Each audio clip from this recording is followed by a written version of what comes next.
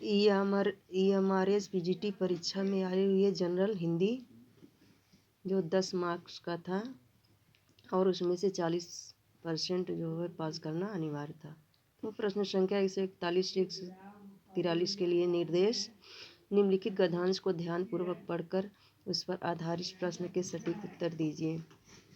करुणा अपना बीज अपने आलंबन या पात्र में नहीं फेंकती है, अर्थात जिस पर करुणा की जाती है वह बदले में करुणा करने पर भी करुणा नहीं करता, जैसा कि प्रेम और क्रोध और प्रेम में होता है, बल्कि कृतज्ञ होता है अथवा श्रद्धा या प्रीति करता है। बहुत सी औपन्यासिक कथाओं में यह बात दिखाई गई है कि युवतियाँ दुष्टों के हाथों से अपना उद्धार करने वाले युवकों के प्रेम में फंस गई हैं। कोमल भावों की परिकल्पना करना सदैव सहज और सरल नहीं होता है।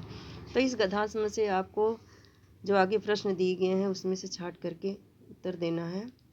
किसकी परिकल्पना करना सदैव सहज और सरल नहीं होता? तो कोमल भावों की। प्रश्न संख्या 142, जिस पर करुणा की जाती है वह करुणा पाकर कृतज्ञ होता है। प्रश्न संख्या 143, करुणा करने वाले पर भी करुणा कौन नहीं करता? तो जिस पर करुणा की जाती है। प्रश्न संख्या 144, निम्नलिखित में से पक्षी का पर्यायवाची कौन नहीं है? तो निश्चर नहीं है। अंडज, पखेरु और नपचर पक्षी के पर्यायवाची शब्द हैं। प्रश्न संख्या 145, निम्नलिखित विलोमार्थी शब्द युग्मों में असंगत है। तो लुप्त और अस्पष्ट जो है असंगत है। हार जीत, हर्ष विषाद, हर्ष वृद्धि, हास वृद्धि, ये सब विलोमार्थी शब्द सही है। अक्ल का दुश्मन मुहावरे का सटीक अर्थ है मूर्ख व्यक्ति। निम्नलिखित में से द्वंद्व समास वाला शब्द नहीं है। तो घास फूस, लूटमार, कामकाज, इसमें द्वंद्व समास है, लेकिन ध्यान मग में आपका द्वंद्व समास नहीं है, बल्कि यहाँ पे बहुव्रीहि होगा।